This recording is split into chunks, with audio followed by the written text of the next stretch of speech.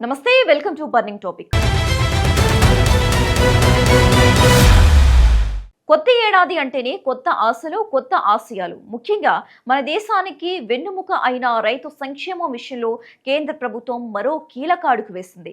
రైతే రాజు, ఆ రాజుకు ఉండాలి అన్ని రోజులు గెలుపు అన్న చందంగా అన్నదాతల బ్యాంకు ఖాతాలోకి నగదు జమ చేసేందుకు రంగం సిద్ధమైంది. పెట్టుబడి సాయం అందిస్తూ రైతన్నను అప్పుల ఊపి నుంచి బయటపడేయటమే ఈ లక్ష్యంగా పీఎం కిసాన్ పథకం ఈ ఏడాది కూడా కొనసాగుతోంది.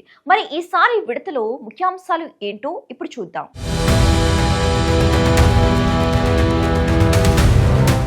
దేశవ్యాప్తంగా కోట్ల మంది రైతులు ఆసక్తిగా ఎదురుచూస్తున్న క్షణం రానే వచ్చింది.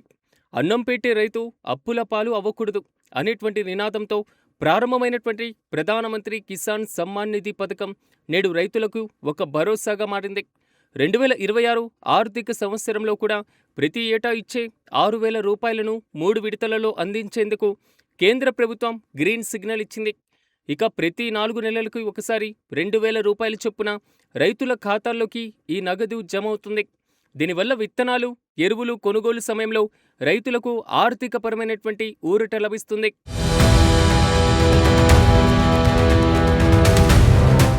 గతేడాది నవంబర్లో 21వ విడత అందుకున్నటువంటి రైతులకు ఇప్పుడు ఎదురు చూపులు మొదలయ్యాయి. ఎక్స్పెక్టేషన్స్ ప్రకారం ఫిబ్రవరి మొదటి వారంలోనే 22వ విడత నిధులు విడుదలయ్యేటువంటి అవకాశం ఉంది. కాలం కలిసి రాకపోయినా సర్కారు సహాయం అందాలన్నదే రైతుల ఆశ. ఫిబ్రవరిలో బడ్జెట్ ప్రవేశపెట్టే సమయానికి ఈ ఫండ్స్ రిలీజ్ అయ్యేలా అధికారులు ప్లాన్ చేస్తున్నారు. దీనివల్ల దేశవ్యాప్తంగా సుమారు 11 కోట్ల మంది రైతులకు లబ్ధి చేకూరనుంది.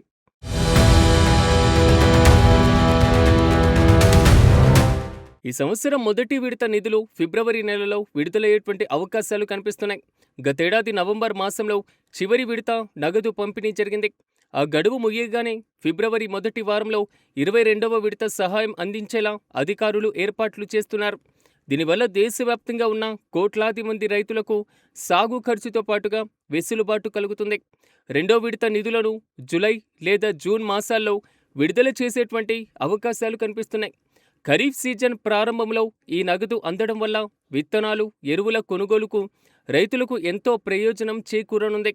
వర్షాకాలం సాగు పనుల్లో బిజీగా ఉండేటువంటి అన్నదాతలకు ఈ సమయం చాలా కీలకం. ప్రభుత్వం నిర్ణయించిన షెడ్యూల్ ప్రకారం నిధులు నేరుగా ఖాతాల్లోకి చేరుతాయి.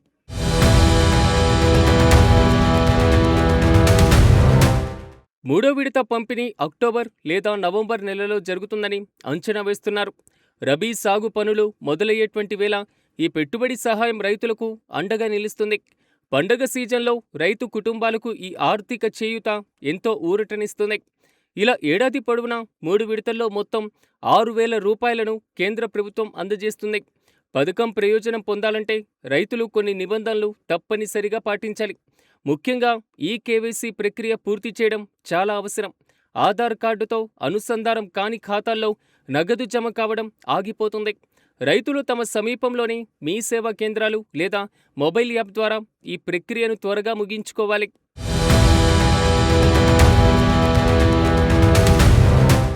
బ్యాంకు ఖాతాకు ఆధార్ లింకు చేయడంతో పాటుగా భూమి వివరాలను కూడా సరిచూసుకోవాలి.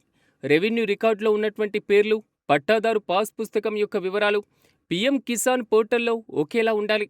ఏవైనా తప్పులు ఉంటే వెంటనే సరిదిద్దుకోవాలని అధికారులు సూచిస్తున్నారు. వివరాల నమోదులో తేడాలు ఉంటే లబ్ధిదారుల జాబితా నుంచి పేర్లు తొలగించే అవకాశం కూడా ఉంది. ఈ ఏడాది ఫిబ్రవరిలో ప్రవేశపెట్టేటువంటి బడ్జెట్ పైన రైతుల్లో భారీ అంచనాలున్నాయి. ప్రస్తుతం ఇస్తున్నటువంటి 6,000 రూపాయల సహాయాన్ని 8 లేదా 9,000కు పెంచుతారని ప్రచారం కూడా జరుగుతుంది. ఒకవేళ ఇదే నిజమైతే రైతులకు ప్రతి విడతలో 3,000 రూపాయలు లభించేటువంటి అవకాశం కూడా ఉంటుంది. కేంద్ర ప్రభుత్వ నిర్ణయం కోసం దేశవ్యాప్తంగా రైతాంగం ఆశగా ఎదురుచూస్తుంది.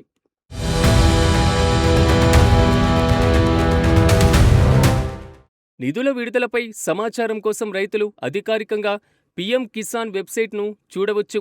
లబ్ధిదారుల స్థితిని తెలుసుకోవడానికి ఆధార్ నెంబర్ లేదా రిజిస్టర్ మొబైల్ నెంబర్ను ఉపయోగించాలి.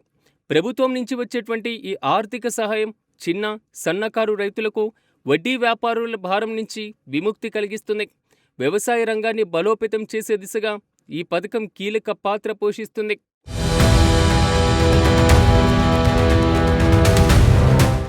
ఆరుగాలం శ్రమించినా అప్పుల బాధ తప్పదు అనేటువంటి సామెత ఒకప్పుడు రైతులకు వర్తించింది. కానీ ఇప్పుడు టెక్నాలజీ మరియు ప్రభుత్వ పథకాల అనుసంధానంతో పరిస్థితి మారుతుంది. ఈ ఏడాది పంపిణీ చేయబోయేటువంటి నిధుల కోసం ప్రభుత్వం సుమారు 20,000 కోట్ల రూపాయలను బడ్జెట్లో కేటాయించింది. రైతులు గమనించాల్సినటువంటి విషయం ఏంటంటే, మొక్కై వంగనిది మానై వంగున అన్నట్లుగా ప్రారంభంలోనే మన డాక్యుమెంట్లను సరిగ్గా సమర్పించుకుంటే గడువు ముగిశాక ఇబ్బంది పడాల్సినటువంటి అవసరం ఉంటుంది. ముఖ్యంగా ఆధార్ సీడింగ్తో పాటుగా బ్యాంక్ అకౌంట్ వ్యాలిడేషన్ విషయంలో అప్రమత్తంగా ఉండాలి రైతులు.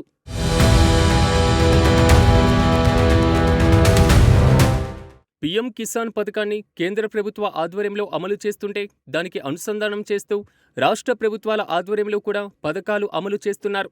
ఉదాహరణకు ఆంధ్రప్రదేశ్ ప్రభుత్వం అన్నదాత సుఖీభవ వంటి పథకాలను పీఎం కిసాన్తో అనుసంధానం చేసి కేంద్ర రాష్ట్ర ప్రభుత్వాల నిధులను కలిపి ఒకేసారి రైతుల ఖాతాల్లో జమ చేస్తున్నారు.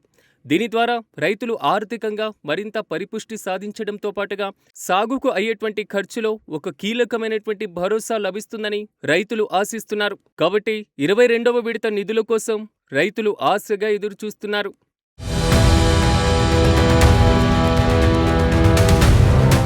2026లో కూడా రైతులకు అండగా ఉండేందుకు ప్రభుత్వం సిద్ధంగా ఉంది. కేంద్రం ఇచ్చే ఈ చిన్న సాయం రైతు కళ్ళల్లో పెద్ద వెలుగును నింపుతుందనడంలో ఎలాంటి సందేహం లేదు.